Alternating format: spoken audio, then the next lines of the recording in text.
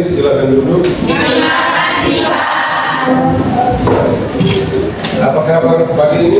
Baik dan luar biasa. Baik, nah, terima kasih.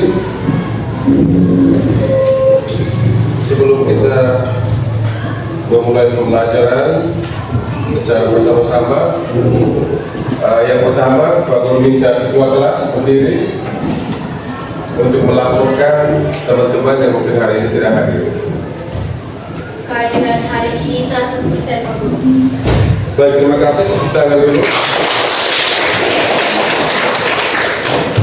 Baik, yang berikut untuk menghantar kita dalam doa supaya proses pembelajaran berjalan baik, maka kita harus melibatkan Tuhan. Untuk itu, saya minta salah satu untuk membawa kita dalam doa. Silakan. Pak Guru dan teman-teman, marilah kita menyiapkan hati dan batin kita untuk berdoa. Dalam nama Bapa, dan Putra dan Roh Kudus. Amin. Allah Tunggal Maha Kudus, Allah Bapa, Putra dan Roh Kudus, puji serta syukur kami haturkan kehadirat-Mu atas berkat rahmat perlindungan yang telah Engkau berikan kepada kami, sehingga kami masih berkumpul di tempat ini dalam keadaan sehat walafiat. Ya Bapa, pada pagi hari ini kami akan memulai proses belajar mengajar kami. Kami mohon tuntunan Roh Kudus-Mu atas hati dan pikiran kami, agar proses pembelajaran hari ini dapat berjalan dengan lancar dan dapat berguna bagi masa depan kami. Nama Tuhan tetap kami puji kini dan sepanjang masa. Amin. Dan Maria dan Dina Pacis, Berada dan bimbinglah kami selalu. dalam nama Bapa, Putra dan Roh Kudus. Amin. Baik, anak-anak, terima kasih.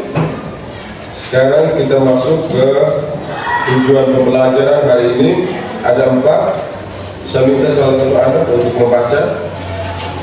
Tujuan pembelajaran yang pertama, menjelaskan hakikat konflik dari perspektif etimologis. Yang kedua, menjelaskan hakikat konflik dari perspektif teoritis. Yang ketiga, contoh konflik. Dan yang keempat, dampak konflik. Baik, ada 4 tujuan pembelajaran hari ini. Yang pertama, menjelaskan pengertian konflik sosial dari perspektif etimologis atau asal kata. Yang kedua, menjelaskan konflik dari perspektif teoritis atau dari para ahli. Lalu yang ketiga, kita mencoba menyebutkan contoh-contoh konflik. Dan yang terakhir, kita coba menjelaskan dampak dibalik terjadinya konflik sosial. Baik, untuk menuntun jalan pikiran kita masing-masing, ada anak-anak yang mengerjakan tujuan pembelajaran ini melalui video, namun ada anak-anak juga yang melalui teks. Maka yang pertama, Pak Guru coba menayangkan video. Ada 4 video.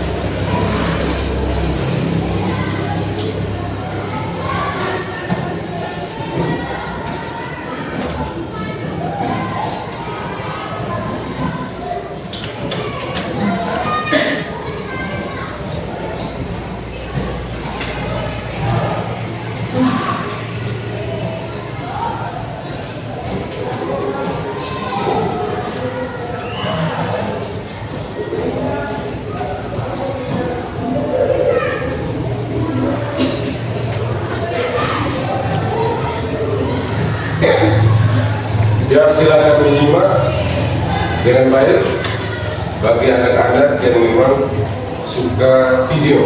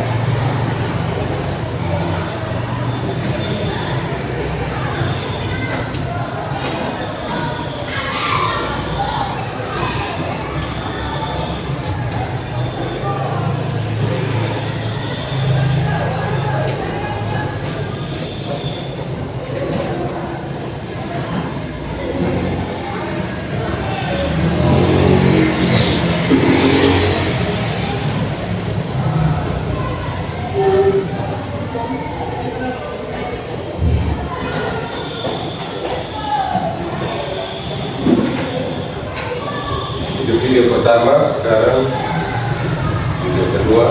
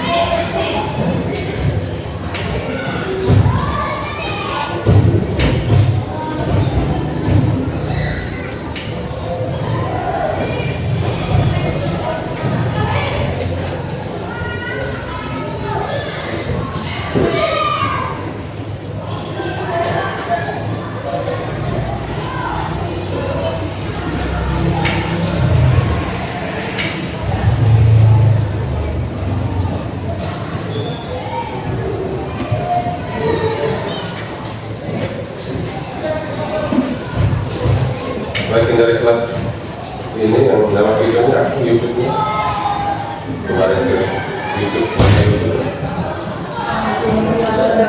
ya kirim dari mana? Mana YouTube-nya?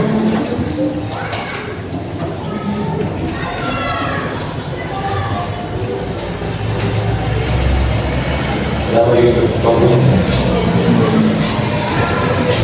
Hah? Hah?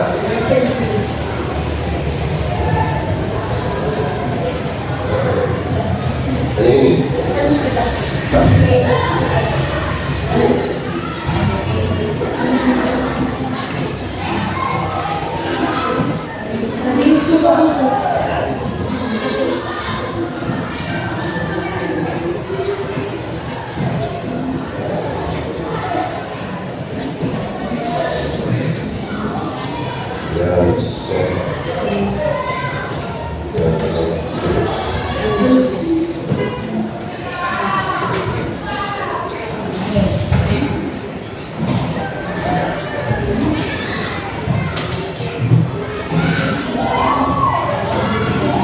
Baik, dari ketiga video itu Pak Guru minta bagi anak-anak yang memang suka dengan video, maka dari video itu coba menjelaskan 4 tujuan pembelajaran itu. 4 tujuan pembelajaran itu silakan bisa berdua-dua dalam menjelaskan, bisa berdua-dua. Dan sekarang Pak Guru menanyakan teks ini untuk bagi anak-anak yang tidak terlalu suka video.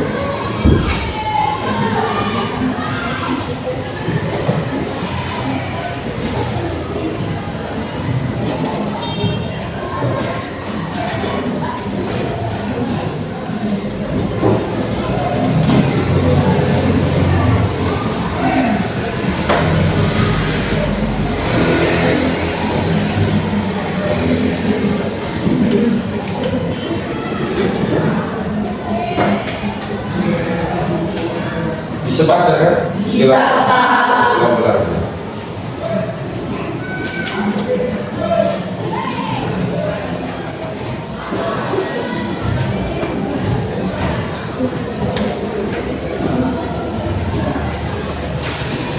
Baca lalu ditulis poin-poin intinya apa?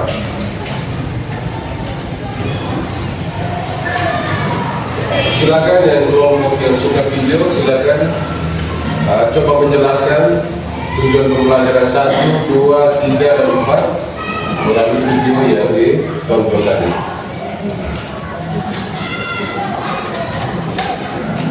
Tiap paragraf ditulis poin-poin inti.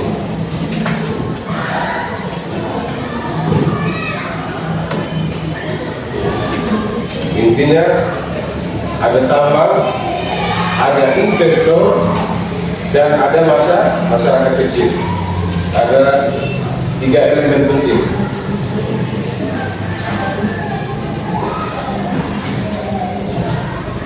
Lalu lanjut pelan-pelan.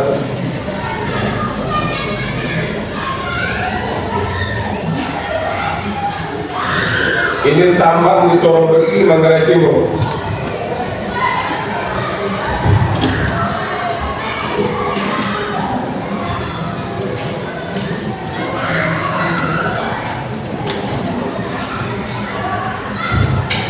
Silakan ditulis poin-poin itu dan menjelaskan.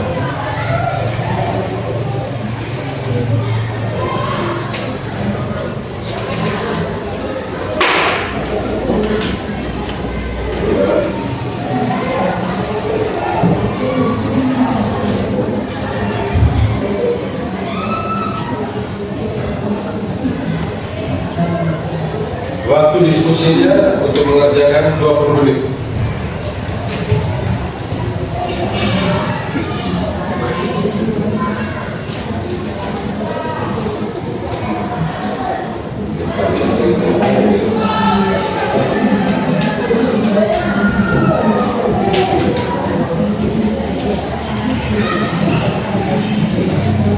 Sambil membaca, langsung saling berdiskusi. Berdasarkan teks di atas, silakan baca dan langsung saling berdiskusi berdua-dua untuk menjawab 4 tujuan pembelajaran tadi. Bagi anak-anak yang suka teks, kabel video silakan mengerjakan juga. Atau lanjut.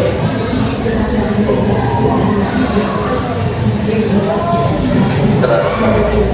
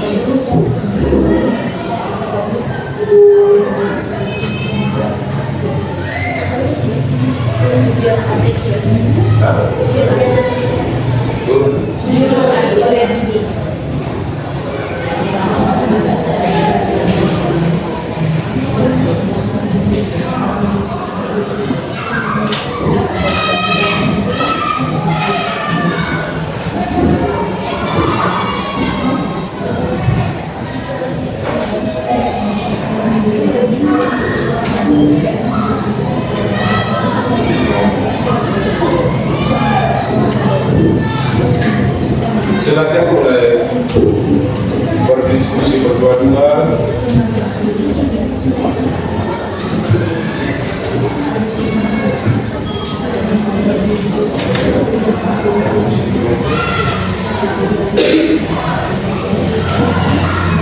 Berdua-dua.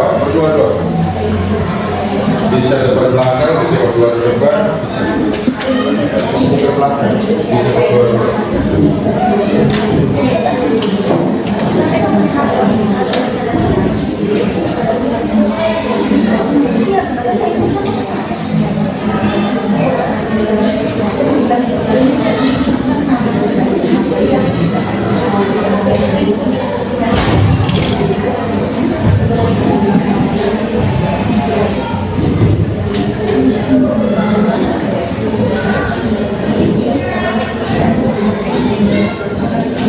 Relax, semangat, jangan terlalu diskusinya relax.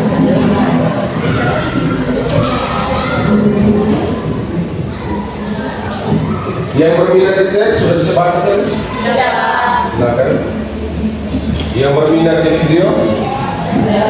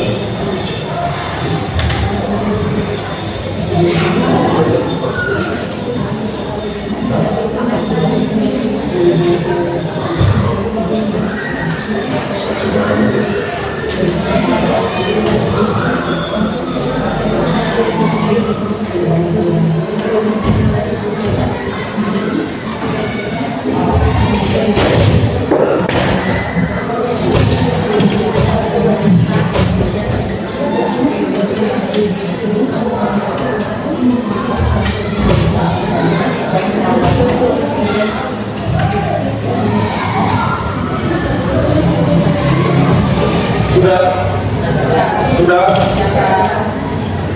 Yang sudah video tadi angkat tangan. Ya, next. Baik, terima kasih anak-anak. Tadi ada 3 video sudah ditayangkan hasil karya teman-teman kalian dan bagus sekali. Lalu artikel ini Pak Guru punya tulisan yang coba menuntun kamu untuk bagaimana menjelaskan 4 tujuan pembelajaran itu. Baik, kita mulai dari mana? Video, mana video? Silakan dari teman-teman yang mengerjakan 4 tujuan pembelajaran melalui video yang ditonton. Silakan menjelaskan. Lalu ada yang menanggapi, Pak Guru persilakan.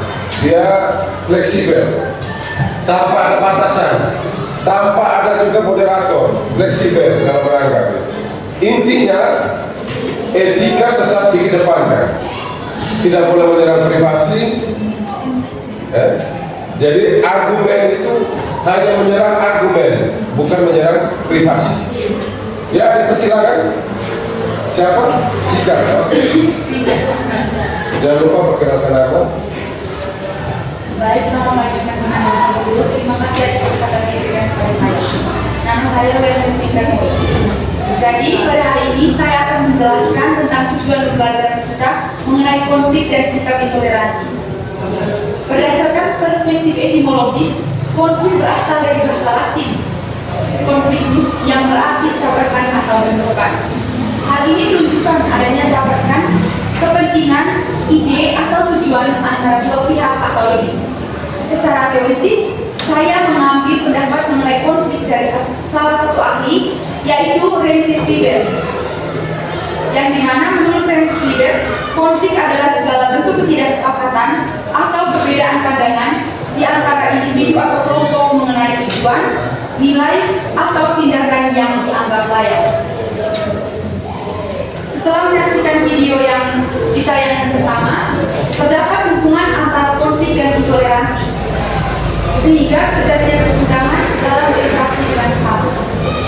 Dapat dilihat dari 3 video di atas, menunjukkan adanya sikap intoleransi, yakni yang pertama, tidak menghormati antara siswa terhadap guru, yang kedua, tidak menghargai perbedaan yang ada dari setiap daerah, dan yang ketiga, tidak menghargai ketika orang berdoa. Ketiga hal tersebut tentunya menimbulkan ketidaknyamanan antar sesama yang dapat menimbulkan konflik. Sekian dan terima kasih. Tepuk tangan dulu.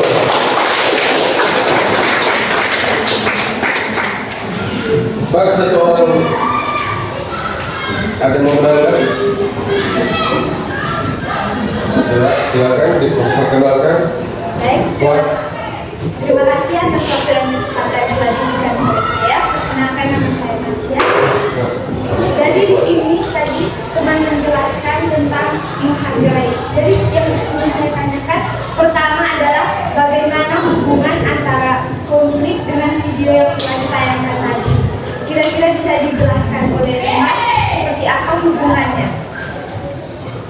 Jadi teman kita mempertanyakan apa keterkaitan atau hubungan antara ketiga video dengan penjelasan teman tadi. Hubungan atau keterkaitan seperti apa? Coba bisa dijelaskan. Tadi memang sempat disinggung, tapi teman kita rupanya belum memahami, maka dia bertanya lebih jauh. Keterkaitan seperti apa antara 3 video dengan penjelasan Binti tadi? Dipersilakan.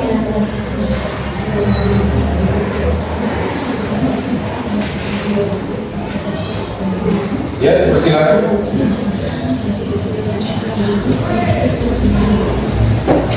Ya baik. Dari suara record. Ya baik, perkenalkan nama saya Reza. Dari sini saya akan menjawab pertanyaan dari Malaysia. Seperti yang sudah dijelaskan oleh pemateri sedikit tadi, bahwa konflik dengan video yang ditayangkan tadi memiliki keterkaitan, di mana sikap-sikap yang ditimbulkan dari video intoleransi tersebut dapat menimbulkan permasalahan yang akhirnya akan menimbulkan konflik.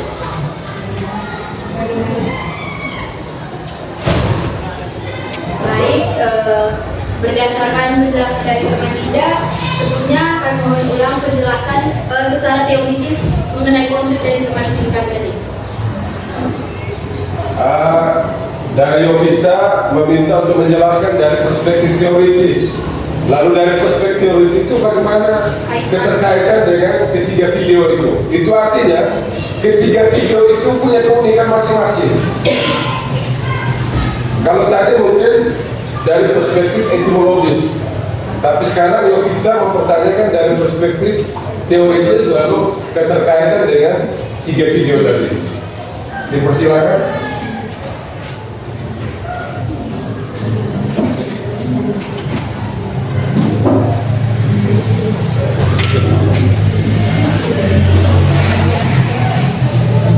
Kalau yang lain bebas dalam menanggapi, kita saling melengkapi. Silakan. Terima kasih Pak Guru, terima kasih atas kesempatan diberikan kepada saya. Saya akan menjawab lagi pertanyaan yang teman berikan. Pertanyaan dari teman itu kan bagaimana hubungan antara teori konflik secara teoritis dengan video yang ditayangkan. Tadi itu teman saya sudah mengatakan kalau secara teoritis itu berdasarkan pendapat konflik dari ahli dari sisi lihat di mana konflik adalah segala bentuk ketidaksepakatan atau perbedaan pandangan yang terjadi antara individu atau kelompok mengenai tujuan nilai atau tindakan yang dianggap layak. Jadi konflik yang sudah ada di video tadi itu kan adalah intoleransi, di mana ada terjadinya kesenjangan yakni saling mengejek antara orang lain dengan gaya bahasanya, tidak menghormati. Itu tuh semuanya itu tuh menuju kepada konflik yang berdasarkan teoritis saja. Dan salah satu orang ke depan pimpin permainan love kecil, love besar, love. Silakan salah satu orang. Siapa pemimpin? Ya. Silakan. Di sini atau di situ? Agak kita kan? Kita refresh otak dulu, bangun semua bangun.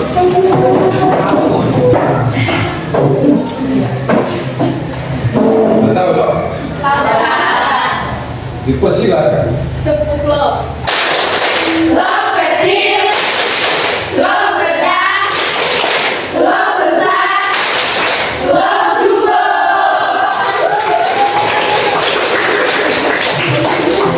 Dipersilakan. Baik, masih ada dari kelompok atau teman-teman yang suka video tadi ingin menjelaskan? Sudah pas? Baik, sekarang kesempatan saya berikan kepada teman-teman yang suka teks atau artikel. Jadi persilakan.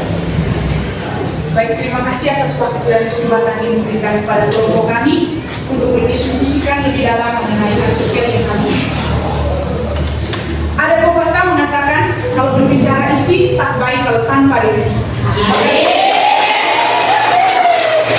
Maka izinkanlah saya untuk memaparkan terlebih dahulu definisi mengenai konflik.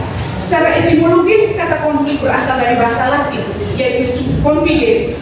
Dalam Kamus Besar Bahasa Indonesia, konflik didefinisikan sebagai percekcokan, perselisihan, atau pertentangan. Kemudian dari banyaknya teori dan perspektif mengenai konflik, kami tertarik pada perspektif dua orang ahli, yaitu John Lewis Gillim dan John P. Gillim, yang melihat konflik sebagai bagian dari proses interaksi sosial manusia yang saling berlawanan. Artinya, konflik adalah bagian dari sebuah proses interaksi sosial yang terjadi karena adanya perbedaan, seperti perbedaan emosi, kebudayaan, perilaku, dan pendapat. Dari pendefinisian ini, jika kami kaitkan dengan konteks permasalahan yang kami diskusikan mengenai artikel tambang, pariwisata, dan pilkada, di mana adanya kesalahan pendapat atau kesalahpahaman pendapat di antara para investor, pemerintah, dan masyarakat, di mana masyarakat lebih mempertimbangkan bahwa kebijakan pemerintah mengenai tambang itu sangat tidak efektif, melainkan merugikan untuk mereka, di mana para masyarakat merasa bahwa kehilangan sumber daya hayati, kehilangan tempat tinggal, dan masih banyak kerugian yang mereka dapatkan. Maka dari itu, mereka mengusulkan kepada pemerintah bahwa lebih mengedepankan pariwisata dan perawatan pada lingkungan, yang dimana akan memberikan dampak terbaik untuk masa depan dan anak cucu mereka nanti. Oleh karena itu, di sini kami lebih mengedepan pada artikel diskusi kami lebih mengedepankan pariwisata dan perawatan agar semua itu bisa bersama-sama menguntungkan baik bagi masyarakat, investor, dan bagi pemerintah itu sendiri. Sekian dan terima kasih. Ini yang orang bilang aku terpesona dan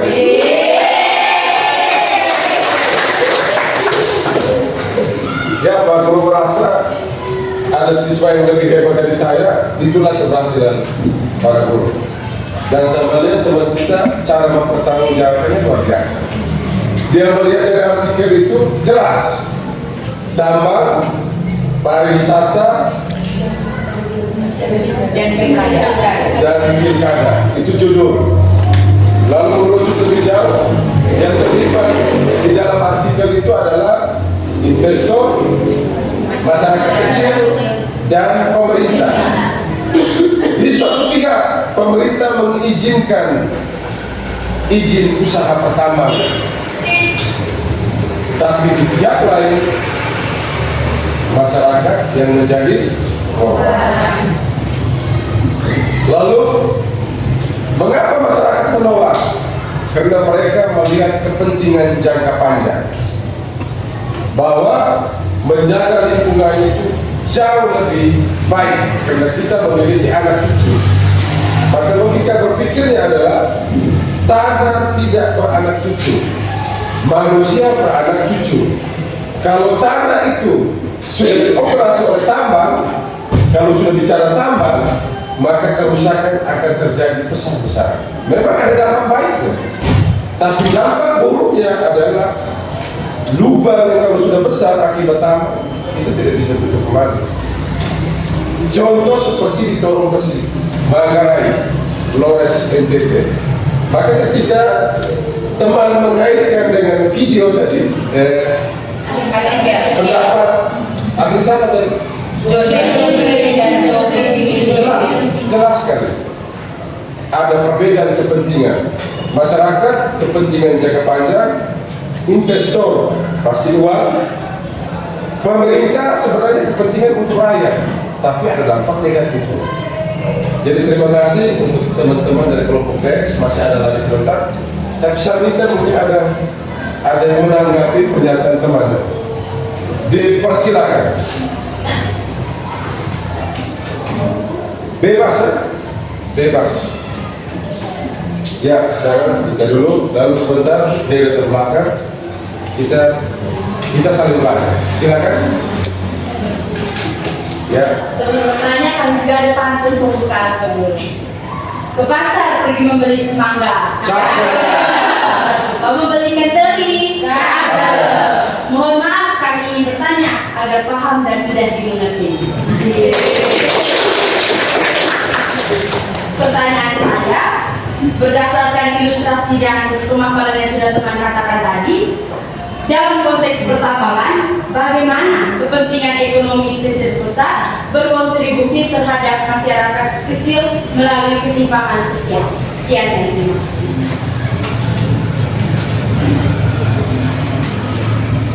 Ya, silakan Kakak Yovita. Ada pantun? Ya. Silakan. Baik. Ada pantun Pak Guru? Ya. Ada. Rupanya pantun berbalas pantun. Otaknya lebih refresh. Silakan. Ikan hiu, ikan lele, saya mau menjawab le.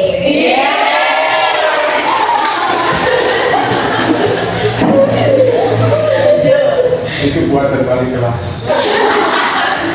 Jadi ini berdasarkan pertanyaan yang teman Cika paparkan tadi, teman Cika mengatakan bahwa keuntungan dari investor kepada masyarakat kecil. Oleh karena itu, melalui pemaparan materi yang kami paparkan bahwa kami tidak setuju adanya pertambangan yang dilakukan oleh investor besar. Kami sudah menyatakan bahwa masyarakat kecil tidak mendapatkan keuntungan sama sekali dari pertambangan yang telah dilakukan oleh investor besar tersebut. Karena di samping pertambangan tersebut, masyarakat kecil itu hanya dirugikan. Contohnya kita lihat pertambangan yang ada di Manggarai dan yang ada di Papua. Posisi kita melihat saat ini, masyarakat sampai saat ini tidak mendapat keuntungan sama sekali, tetapi hanya investor saja yang mendapat keuntungan besar. Sedangkan masyarakat kecil hanya mendapatkan kerugian. Sumber daya mereka hilang, mereka hanya bisa sumber daya mereka hilang, terus kehilangan tempat tinggal, ekosistem mereka juga terganggu. Oleh karena itu, menurut pendapat yang kami sudah paparkan, kami tidak setuju jika investor itu melakukan pertambangan. Jadi berdasarkan artikel yang kami sudah baca tadi, gubernur kita saat ini sudah melarang adanya pertambangan ilegal. Oleh karena itu, seperti penjelasan konflik mengenai teoritis dari teori perspektif John Lewis Gillen dan John Philip Gillen itu mengatakan adanya perbedaan pendapat. Jadi masyarakat dan pemerintah dan investor ini mengalami perbedaan pendapat. Contohnya investor ini mau melakukan pertambangan dengan perjanjian bahwa masyarakat itu akan diuntungkan. Tetapi masyarakat ini pemikirannya sangat berbeda dan masyarakat menentang pendapat yang investor berikan kepada mereka bahwa mereka sudah melakukan perjanjian, tapi saat ini belum ada hasil yang didapat dari perjanjian antara investor dan masyarakat kecil tersebut. Sekian dan terima kasih. Ya, ada yang menanggapi? Kakak, ada yang mau menanggapi? Kasih diskusikan bahwa poin inti yang disampaikan oleh Yovita itu, pertambangan itu tidak mensejahterakan masyarakat, tapi mensejahterakan investor. Itu kesimpulan. Maka terjadilah konflik antara investor dan masyarakat, dan merujuk dari salah satu ahli tadi mengatakan bahwa konflik itu terjadi karena perbedaan pendapat. Perbedaan pendapat itu oleh karena perbedaan kepentingan. Investor pasti uang, masyarakat apa? Itu tadi ditegaskan oleh Yovita.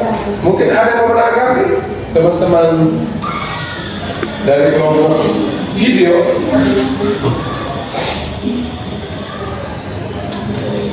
Silakan. Ya, kakak penyampaian ada ini, ada Pak.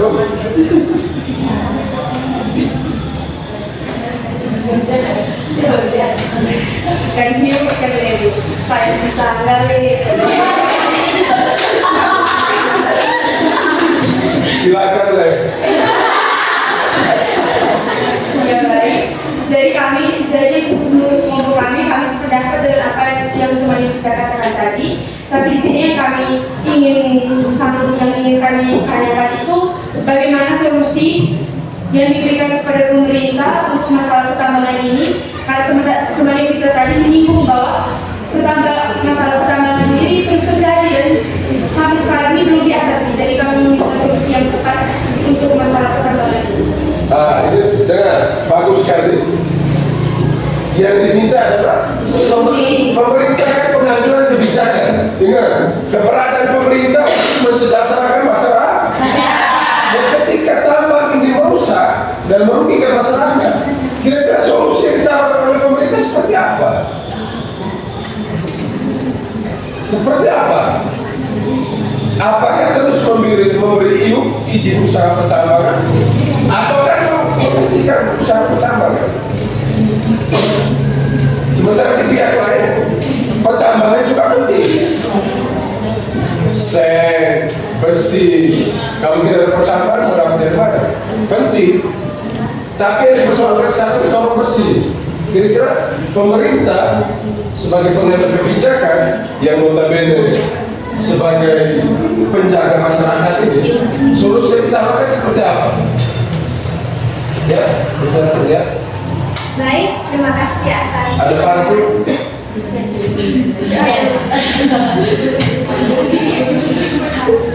Baik, terima kasih atas pandangan dari teman dia. Jadi teman meminta solusi.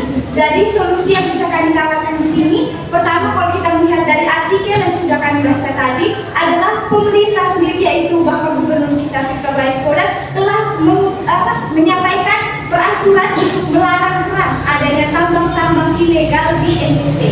Kemudian yang bisa dilakukan selanjutnya adalah reboisasi atau penanaman tanaman di sekitar lokasi tambang tersebut sehingga mungkin dapat menutup kembali lokasi tambang tersebut. Kemudian yang ketiga adalah mengedepankan sektor pariwisata. Jadi dengan mengedepankan sektor pariwisata sehingga pendapatan untuk daerah tersebut bisa yang awalnya untuk tambang bisa digantikan dengan melalui sektor pariwisata tersebut. Selanjutnya adalah dengan memberikan sanksi yang keras kepada masyarakat ataupun oknum-oknum tertentu yang masih juga melakukan tambang, membuka tambang secara ilegal. Mungkin itu tanggapannya. Ya, keren, mantap. Baik, sekarang Pak Guru coba menjelaskan dari apa yang sudah kamu tegaskan. Bagi saya, semua yang anak-anak bicarakan itu semuanya benar. Semuanya benar. Dan saya senang. Kenapa? Yang pertama, bagi anak-anak yang suka konten, anak-anak ini ternyata bisa mengaitkan video yang ditonton dengan tujuan pembelajaran tadi. Contoh konflik ya antara pemerintah, investor, dan masyarakat. Dan yang paling jelas dari artikel tadi, sebagaimana dijelaskan oleh teman-teman dari kelompok teks, mereka menegaskan bahwa konflik perbedaan pendapat, perbedaan kepentingan yang paling menonjol di artikel adalah masyarakat dan investor. Itulah contoh konflik. Contoh konflik. Lalu dampak dari konflik jelas saja, masyarakat kehilangan tempat tinggal, kesehatan tidak memadai. Coba anda bayangkan masyarakat yang rumahnya berada di area pertambangan. Pertanyaan saya, apakah mereka mendapat udara segar? Tidak. Itu dampak dari konflik. Contoh yang paling dekat dengan kita di Naru, apakah masyarakat di sana mengalami udara segar? Tidak. Dan ingat tadi yang ditegaskan oleh teman-teman bahwa yang namanya tambang ilegal, stop. Tambang ilegal artinya tidak ada IUP. IUP itu artinya izin usaha. IUP itu diberikan hanya kepada investor yang sudah layak. Sudah ada studi khusus bahwa di tempat ini bisa ada tambang. Jadi IUP itu diberikan setelah ada tahapan-tahapan, survei lah, pokoknya banyak sekali.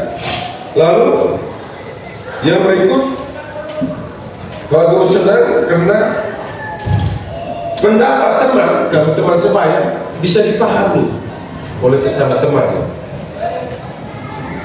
Umur kamu susah untuk sebenarnya saling memahami apa. Misalnya inti dari pernyataan kita seperti apa, kamu paham. Sehingga coba kamu lihat tadi cara bicara, cara adu argumen sangat nyambung. Sangat nyambung. Itu hal positif yang Pak Guru lihat. Jadi dengan demikian 4 tujuan pembelajaran hari ini kita sudah belajar bersama-sama dengan baik dan tuntas. Dengan baik dan tuntas. Dengan demikian, sebelum Pak Guru menyimpulkan, saya bisa minta salah satu orang yang bersedia untuk menyimpulkan sedikit terkait diskusi kita selama pembelajaran tadi. Ada yang mau menyampaikan apa? Ya, silakan. Baik, terima kasih atas waktu dan kesempatan yang diberikan kepada saya. Jadi berdasarkan hasil diskusi kita pada kali ini dapat disimpulkan bahwa ada beberapa dampak dari konflik. Yang pertama, merusak hubungan sosial antara individu, kelompok, dan masyarakat. Di mana jika terjadi konflik, hubungan tersebut akan menjadi renggang antar sesama, sehingga menimbulkan ketidaknyamanan dan terhambatnya persatuan. Yang kedua, menimbulkan permusuhan, diskriminasi atau intoleransi. Dan yang ketiga, konflik juga dapat menimbulkan perpecahan antara sesama. Contohnya di sini yaitu perbedaan pendapat atau tidak saling menerima pendapat satu sama lain. Sekian dan terima kasih.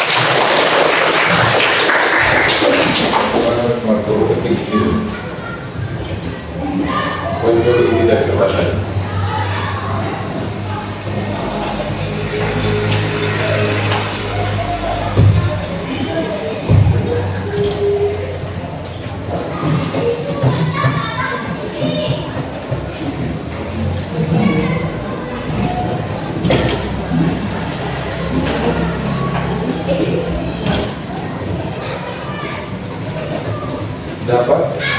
Yang pertama tadi? Dapat hubungan sosial.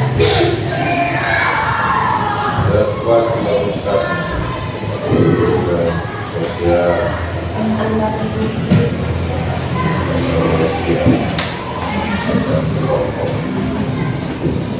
Berikut. Menimbulkan permusuhan, diskriminasi, intoleransi.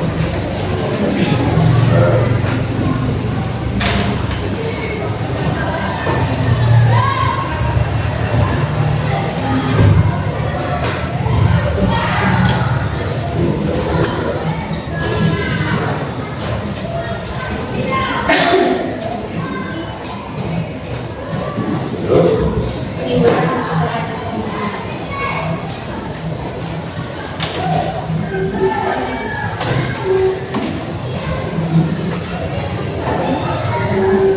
Terus? Terus?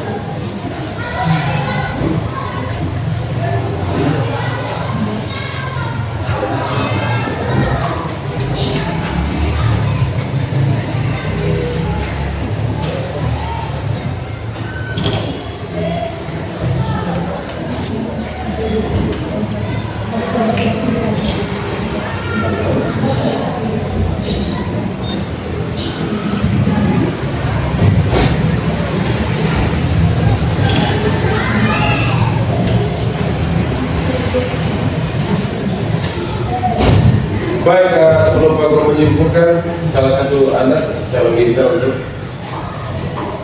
es krim. Es krim, silakan. Bangun semua. Bisa 2 atau 3?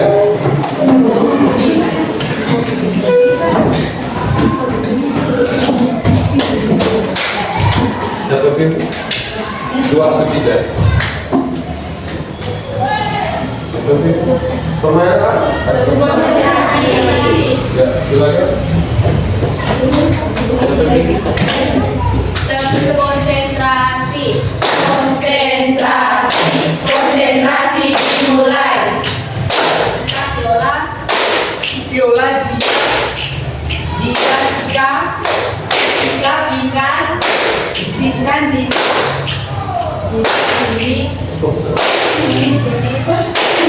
Cindy nasi merah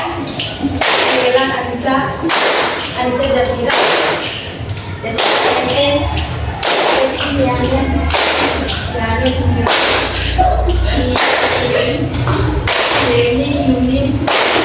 Yuni Pasha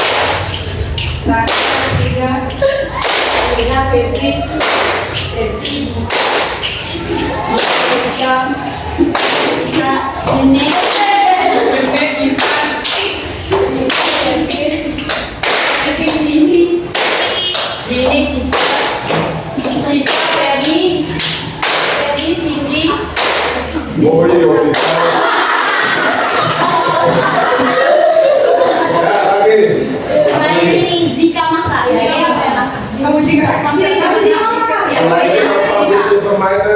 membentuk paragraf. Kami di sini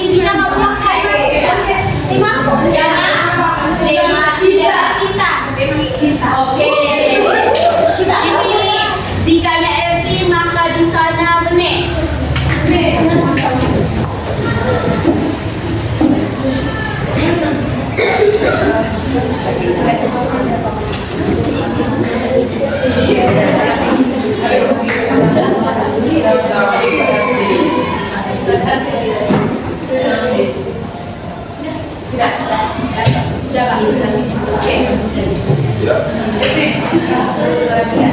Jika aku patah hati, maka aku yakin kita berdua akan bersatu.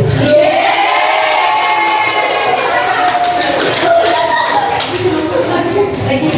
Jika di sini lele, maka naik.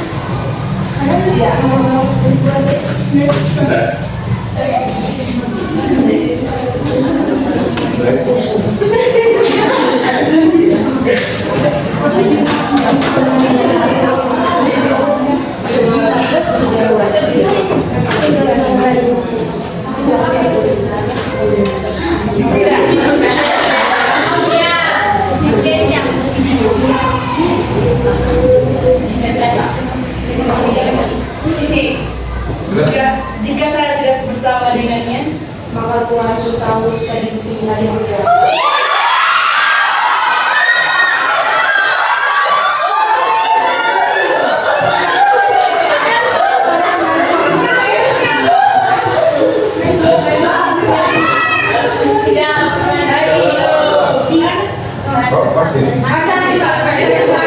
Jika dari sini Georgia, maka di sana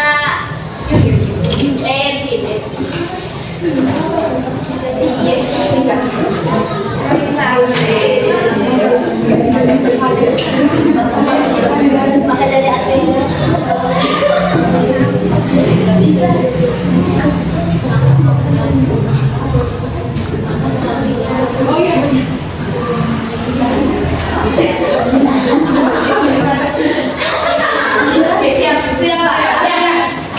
Jika cinta beda agama, Maka kau langsung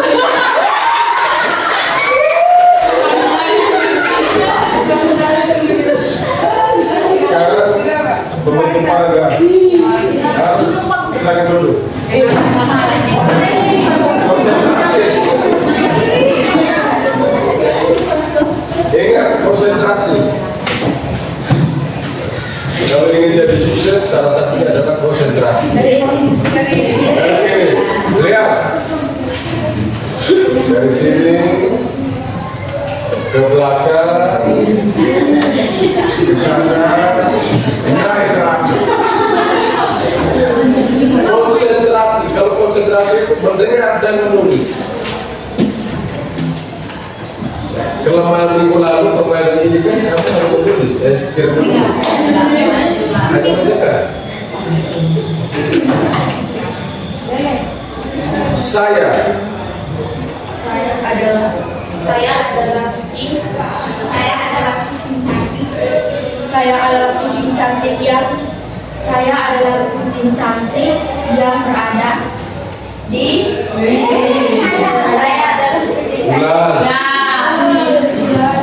Tidak konsentrasi. Ulang dari sini. Mangga.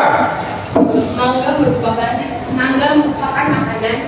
Mangga merupakan makanan manis. mangga merupakan makanan manis yang Mangga merupakan makanan manis yang sangat. Mangga merupakan makanan manis yang sangat enak. Mangga merupakan makanan manis yang sangat enak dimakan. mangga merupakan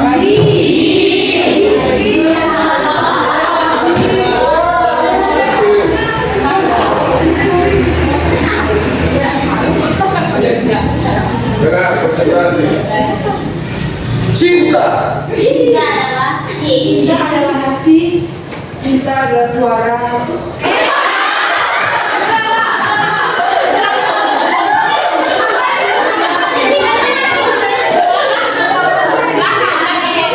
Terakhir.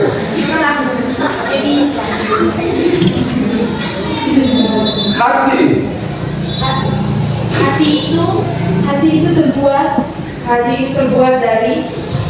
Hati itu terbuat dari kumpulan. Hati itu terbuat dari kumpulan yang. Hati itu terbuat dari kumpulan yang satu. Hati itu terbuat dari kumpulan yang satu dengan yang lain.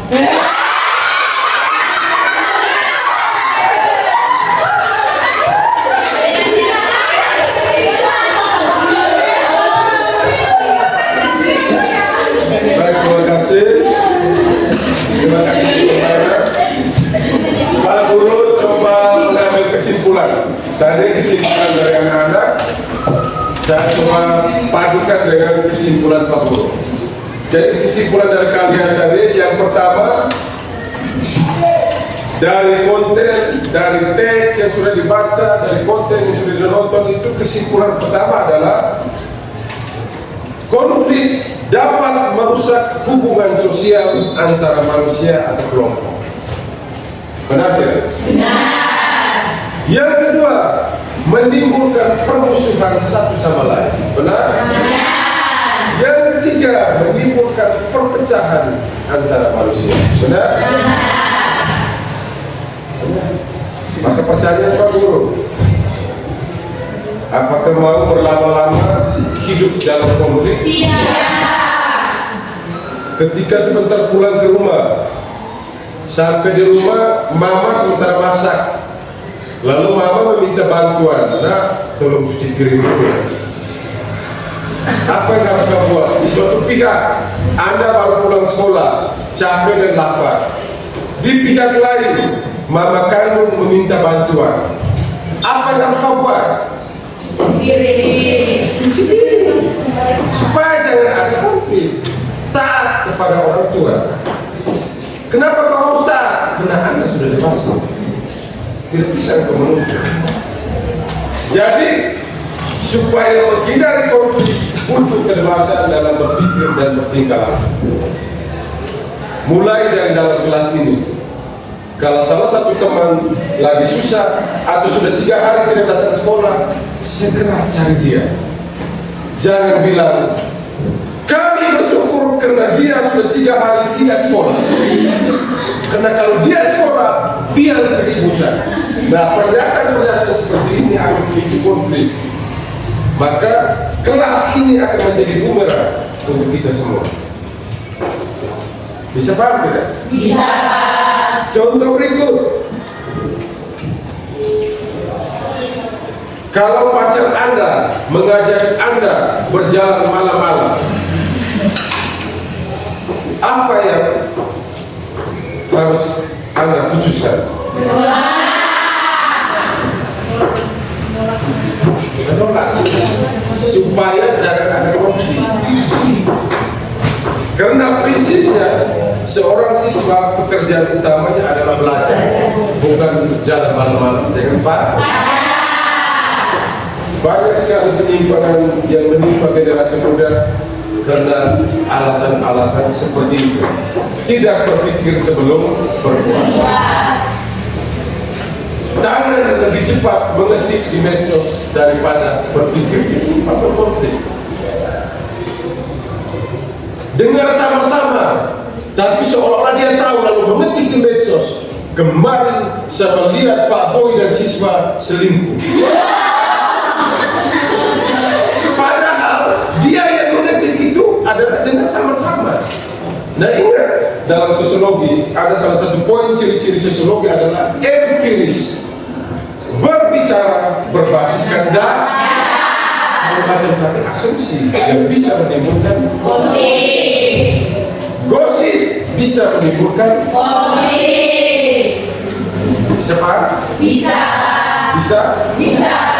Maka kesimpulan dari Pak Guru, dalam hidup bukan tidak ada konflik.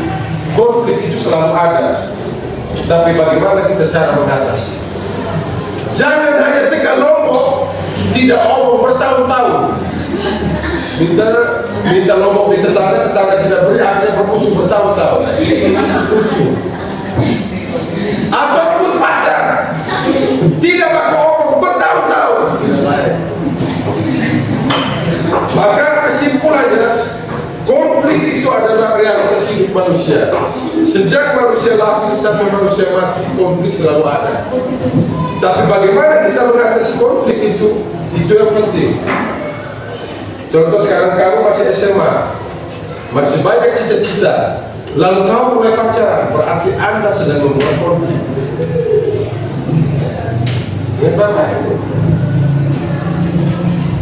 Lalu berkaca dari konten, ketiga konten, kalau saya bisa tarik kesimpulan, mengolok-olok dialek itu adalah menimbulkan konflik. Dialek itu adalah kekayaan kita, bukan untuk diolok-olok. Macam tadi ada teman kita dari Manggarai, lalu temannya olok, bilang kampungan, itu bisa menimbulkan. Jadi itu beberapa penegasan dari Pak Guru. Lalu yang paling terakhir adalah konflik dengan diri sendiri, itu paling penting. Harus menjaga sedemikian rupa supaya jangan selalu ada konflik dengan diri. Contoh Pak Guru tegaskan kemarin, ada tipe manusia ingin diperhatikan tapi dengan menyakiti dirinya sendiri. Itu berarti sudah konflik dengan batinnya.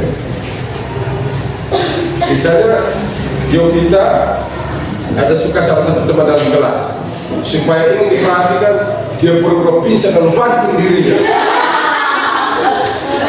Nah ini ciri-ciri yang sedang konflik dengan diri. Maka supaya jangan demikian, berpikirlah positif tentang segala sesuatu di atas bumi. Jadi terima kasih anak-anak. Hari ini Pak Guru juga belajar banyak hal dari kalian juga belajar dari Pak Guru. Kita sama-sama saling belajar. Lalu yang terakhir, mohon maaf jika dalam pembelajaran tadi ada hal-hal yang menyinggung perasaan atau menyakiti perasaan anak-anak, dimaafkan.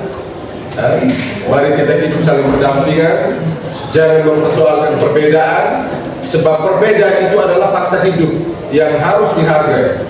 Ketika kita menghargai perbedaan, maka pasti tidak ada konflik. Ketika kita mempersoalkan perbedaan, maka akan jadi konflik. Bisa Pak? Bisa Pak. Baik, untuk menutup pembelajaran kita hari ini, salah satu anak bawa kita doa.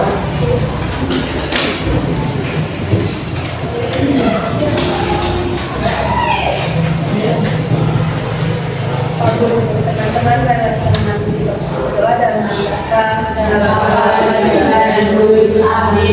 Ya Tuhan, terima kasih atas perlindungan-Mu sepanjang pelajaran kali ini. Kiranya kami hari ini mendapatkan banyak materi dari apa yang kami diskusikan dan kami perdebatkan antara satu sama lain. Semoga kiranya materi yang kami dapatkan kali ini dapat masuk otak kami dan dapat berguna bagi masa depan kami. Nama-Mu senantiasa kami puji kini dan sepanjang masa. Amin. Bunda Maria Regina Pacis, Doakan diri kami selalu. dalam nama Bapa, dan Putra dan Roh Kudus. Amin. Love kecil, love sedang, love besar, love juga. Terima kasih.